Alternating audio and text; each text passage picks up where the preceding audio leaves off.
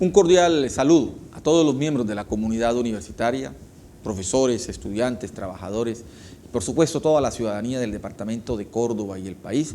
Como es costumbre, todos los domingos tenemos la oportunidad de leer la columna de opinión, columna que tiene como propósito dar insumos teóricos y conceptuales a la ciudadanía para el debate ciudadano, para la comprensión de temas y problemas que tienen que ver con la vida local, regional, nacional e internacional.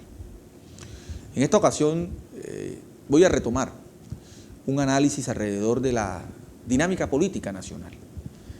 Considero que esa dinámica política requiere un análisis juicioso, permanente, sistemático, que permita hacer pedagogía ciudadana alrededor de lo que significan estos procesos electorales que se avecinan, uno de ellos en el mes de marzo del próximo año, en el cual tendremos la oportunidad los ciudadanos de este país de elegir el Congreso de la República, elegir a los hombres y mujeres que dirigirán uno de los poderes públicos más importantes en la estructura de una democracia.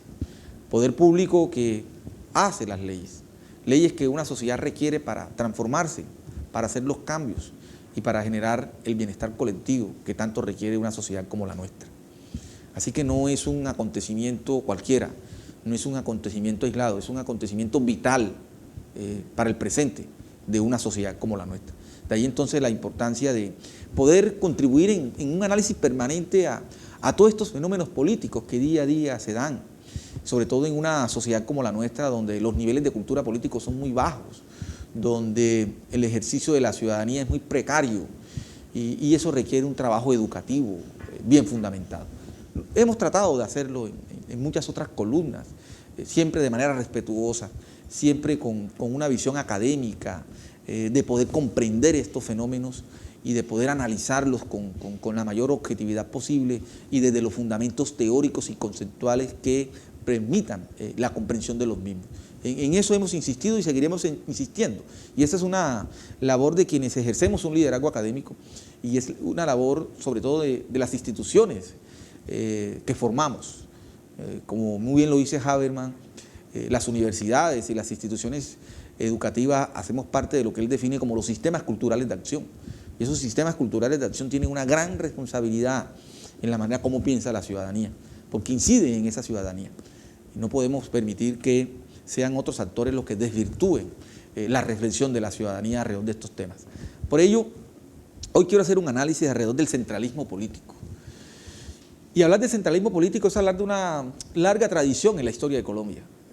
Colombia, como república, en el momento que se constituye la república, uno de los problemas que ha soportado la sociedad colombiana es el centralismo, el exorbitante centralismo. Y el centralismo no solamente en la dinámica política, sino el centralismo económico, social, en todos los matices que tienen que ver con el orden y el funcionamiento de una sociedad. Ahí encontramos gran parte de las inequidades territoriales, de las desigualdades territoriales en términos de desarrollo. Tiene que ver la manera como se concibió la República, cómo se ha pensado la República, cómo se ha planeado la República, ¿sí? Y cómo se ha concebido el desarrollo. Y se ha hecho desde un enfoque centralista. En algunas columnas yo he hablado, para referirme solamente al tema de educación superior, cuando hablamos de cobertura o de acceso a la educación superior, he dicho más del 60% de la cobertura en educación superior hoy en Colombia se concentra en 4 ciudades del país, ¿sí? Esa es una evidencia clara de cómo el país se ha desarrollado desde esa visión concentrada, central.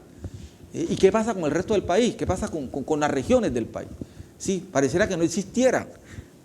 Eso genera, digamos, en el contexto de lo que viene ahora, de este debate electoral, de este debate político, ese debe ser un tema central de quienes aspiran a legislar el país, de quienes aspiran a asumir la presidencia de la República. ¿Qué se piensa con el país? ¿Sí? ¿O seguiremos condenados a esta lógica centralista de manera perpetua? ¿O esto tiene que cambiar? Y eso implica mirar las regiones desde una visión incluyente, de justicia social, de reconocimiento de la pluralidad y de la diversidad que se encarnan en esas regiones que han sido históricamente invisibles desde esa visión central con la cual hemos construido a Colombia. Así que la reflexión que quiero hacer va en esa dirección, tratar de analizar ese centralismo político, que lo he hecho en otros momentos de manera muy superficial, pero creo que es el momento de profundizar. Y quiero hacer una secuencia de columnas de aquí en adelante analizando este tema del centralismo político. Repensar el mismo concepto de municipio, cómo hemos concebido el concepto de municipio en Colombia, ¿sí? Hablar precisamente del tema de descentralización político y administrativa y hasta qué punto eso ha sido efectivo. Por ello, hoy voy a hablar del centralismo político. Colombia tiene una estructura político-administrativa centralista, lo que ha incidido en la construcción de una sociedad inequitativa que desconoce la pluralidad social y económica regional. Si se analiza el mapa político a nivel nacional, es evidente el control del poder político en el centro del país, dominio concentrado en el liderazgo de una élite bogotana, predeterminada para gobernar. Incluso muchos de los personajes de esta élite se consideran ungidos por su abolengo o linaje familiar. Línea de conducta tradicional en las regiones, donde imperan estirpes que controlan la política e institucionalidad pública, quienes convierten el Estado en su empresa privada. De esta forma han construido la democracia en Colombia.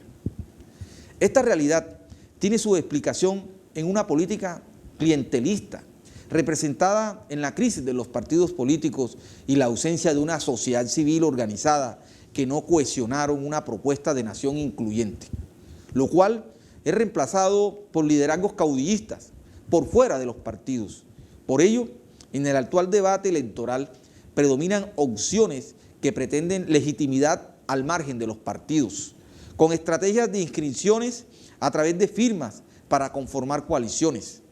En ambos casos, la narrativa consiste en presentarse como independientes por fuera de las facciones políticas determinadas, para así poder construir una nueva forma de mesianismo que dice no responder a los extremos, a la polarización, ni participar de la mutua satanización ideológica. En este sentido, opciones como la Coalición de la Esperanza, partido conformado por un grupo de señores, quienes en su mayoría representan una élite que gobernó, que ha gobernado, que intenta reinventarse con el discurso de la esperanza, algo que tenemos los colombianos para soportar la inequidad y exclusión. Otros hablan del futuro, cuando el compromiso debe ser construir el presente. Estas opciones de esperanza y futuro manifiestan representar el centro político. Candidaturas que se lanzaron a través de firmas para mostrar independencia y al final en opciones ideológicas definidas. La coalición del pacto histórico, denominada Izquierda Democrática, aglutina a los distintos sectores de la sociedad civil identificadas como progresistas. En este orden, los partidos políticos tradicionales han quedado como pieza de museo, especializados en coaliciones para mantener privilegios burocráticos y clientelistas, sin líderes visibles que puedan ser opción de poder real. En consecuencia, el contexto político del 2022 está abierto. Colombia decidirá entre la izquierda y la derecha, porque un centro gaseoso, construido sobre un discurso sofístico, que pretende disfrazar opciones tradicionales para cautivar y conquistar el voto indeciso, no va a ningún lado. Por ello, el discurso repetitivo de la polarización. Quienes lo profesan han gobernado parte de los extremos que condenan y señalan. Los colombianos necesitamos un debate moderno, centrado en argumentos y propuestas que posibiliten la construcción de un país donde quepamos todos, sin exclusiones, que reconozca la pluralidad social en las regiones relegadas de los beneficios del desarrollo nacional.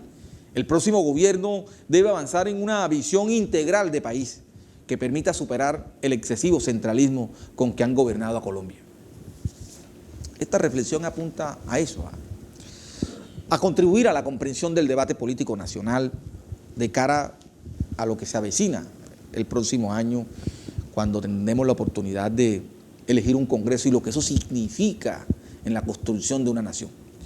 La posibilidad de elegir quién va a ser el jefe del Estado, el jefe del gobierno, el jefe de las fuerzas militares, es decir, el presidente de Colombia, que tendrá poderes extraordinarios, porque los países que tienen sistemas presidencialistas como el nuestro, el presidente tiene prácticamente poderes absolutos, es una especie de monarca, así como existían en el siglo XVI o siglo XVII. ¿Sí? Así funciona el sistema presidencial, poderes extraordinarios que tiene una persona para gobernar un país. Pero lo importante es cómo la ciudadanía comprende esta realidad, cómo la ciudadanía interpreta. Cuando hablamos de una democracia real, hablamos del ejercicio libre de la ciudadanía. Y el ejercicio libre de la ciudadanía implica un ciudadano que pueda ejercer sus derechos con autonomía y con plena conciencia, cosa que es muy complejo en Colombia, cuando más del 50% de la población vive en pobreza, cuando millones de colombianos viven en la indigencia. Es difícil hablar de libertad y de autonomía y de conciencia cuando un porcentaje amplio de la sociedad colombiana vive en unas condiciones extremas de negación de sus más mínimos derechos fundamentales. Y es allí precisamente donde estas estructuras tradicionales que han gobernado el país, sobre todo en las regiones, en muchas regiones del país, que han condenado realmente a amplios sectores de la población a que se pueda desarrollar una conciencia plena y una autonomía plena para poder entender lo que está pasando, es donde se entra en la manipulación. Entonces aquí necesitamos una ciudadanía libre, una ciudadanía autónoma, una ciudadanía que pueda pensar y comprender estos fenómenos para que pueda decidir en términos de la importancia de lo que estos debates electorales significan. Hoy tenemos opciones, pues lo conocemos, podemos interpretar con toda la libertad y toda la autonomía esas opciones, todas válidas, ¿sí? Los que se definen en el centro, los que están en la izquierda, los que están en la derecha. Y creo que el debate nacional central debe estar en cómo transformamos este país, en qué es lo que este país necesita. Y eso es lo que necesitamos del debate político.